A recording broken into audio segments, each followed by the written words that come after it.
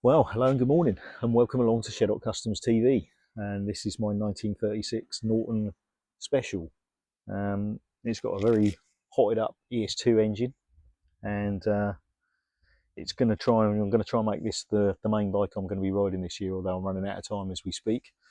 If you followed along to some of the other videos, we did some bits where I changed the rims to flange rims, took the gearbox apart and removed the kickstart mechanism and turned it so that it's going to be a bump and run. Changed the foot peg positions so that they were a little bit more suitable to what I wanted to do, a bit more rear set. Redid the brake pedal, various bits and pieces to get this thing to work. Changed the gear change so I could actually operate it properly. It was a bit too short and it was very difficult to operate. So in this video, we're going to be following up from some problems I've had with it. Running problems. So they developed on a ride after I've been to Castle Combe. So I took it to Castle Combe to classic bike track days. Did about 10 laps.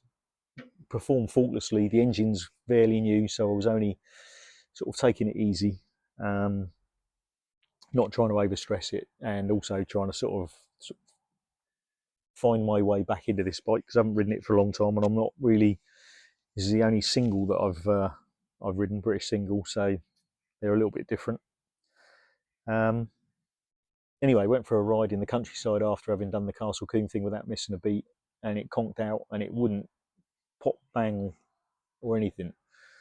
So through sort of several sort of tests, thinking it was the fuel, taking the carburetor apart, doing all sorts of things with the carburetor, left only the Magneto. So the Magneto is a Lucas KD1 racing mag, and I sent that off to be with the original idea of just checking it because it had been rebuilt prior to the engine being rebuilt, so it was fresh, basically unused almost, apart from Castle Combe. And sure enough, the Magneto was faulty. So at the moment, I'm waiting for my Magneto to come back, but my good friend Andy Savage, who actually did the engine work, has lent me a KD1 Magneto. So today we're going to put the Magneto back in the bike. There's some other little bits of housework I want to do with it while I'm here, trying to get it back to a state that I'm happy with, and then we'll see if that cures the problem and get it started. So hopefully you're going to enjoy that. Don't forget to like and subscribe, and we'll catch you up as you follow along.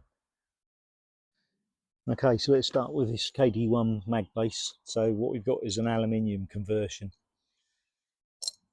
So the 4 screws, countersunk screws, bolt into the base of the Magneto, and then you've got a through bolt here which goes through the engine plates, and then you've got a pinch bolt which stops it rotating, and effectively this allows you, when it's in the engine plates, so if I show you an engine plate in here, it fits in here to here. Not the best camera work, but you understand. And effectively you've got a slot there, and as you push the Magneto backwards and forwards, you can change the chain tension on this. So as you move the Magneto backwards, you increase the chain tension. You don't need it super tight, but you don't want it so loose that it's flapping about and wearing a hole through the engine casing. So it's a bit of a fiddle to get that in there. So I don't know how much of that I'm going to be able to show you, but yeah, that's the next bit. And here's the Lucas KD1 mag. So what I was basically saying, got to take these studs out, and that aluminium plate fits on the bottom of here and adapts it to the engine plates, which will sit to the side, either side of that, to allow you to mount it. Obviously got the shaft. There's a keyway in that, but my sprocket hasn't got a key for it, so it's just a press fit, and it sits and gets its drive off the taper. We've got no cap on the end of this, so we're going to have to put a cap on the end of it. Now Andy tells me this is all lovely and rebuilt, so we'll do a little test on it in a minute and flick it round and see if we get a nice big spark. And if we get a nice big spark, then we're going to put it on. Okay, let's do that. Right, it's bolted together. what a mismatch. So I don't want to take any of Andy's bolts out. I don't want to disturb the threads. So he had 3 studs. I can't get a nut on that one because I'd have to machine the nut up to make it fit.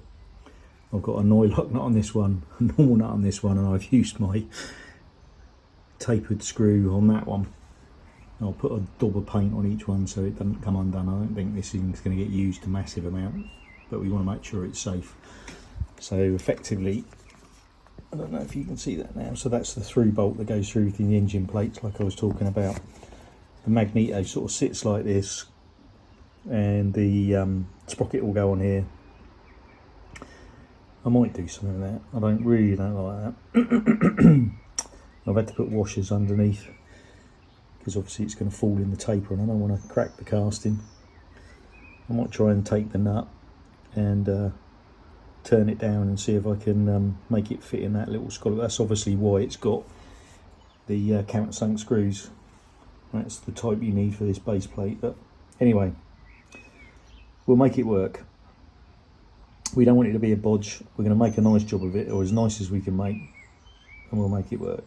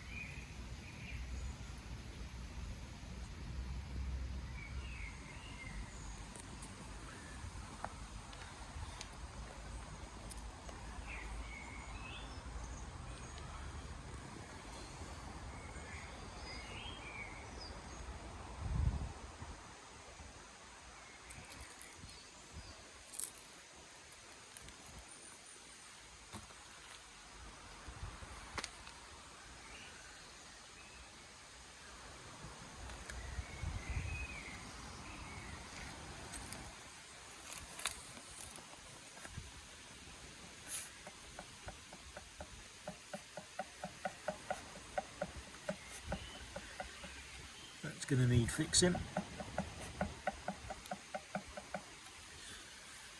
Still, always good to have something going on. I'm currently draining the oil out of the oil tank because it tends to have a habit of wet sumping itself and filling up my belly pan with oil, which is not really what it's supposed to be doing.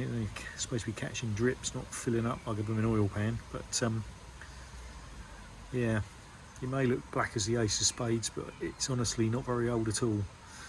I think that's the joys of cash solar. Right, so we're into arts and crafts now, so probably seen this already. This is the inlet manifold, and it's too big now. They're the original holes. So what I've done is I've made a paper template, the end of the carburetor. So I've drawn around that, put the holes in. So I've marked out the position of the holes. Hopefully they're going to line up with that line that I've scribed over the top.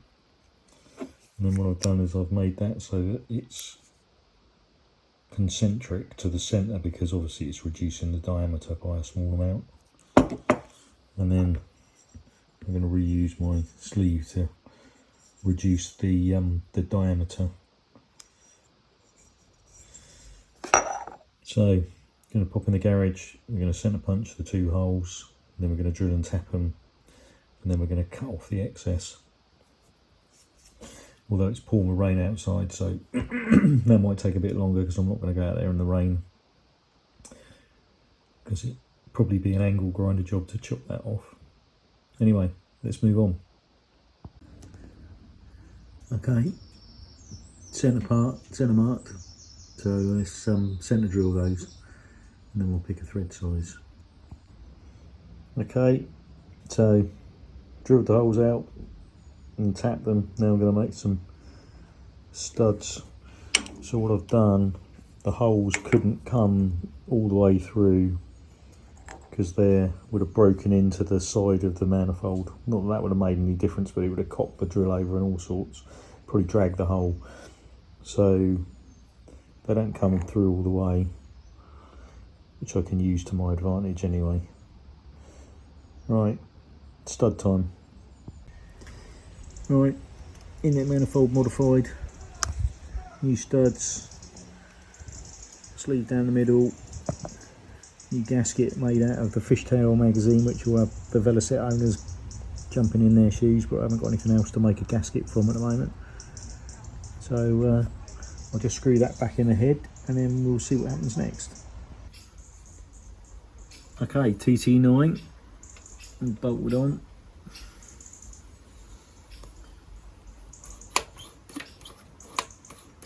Nice little bit of action, all the throttle cable adjusted,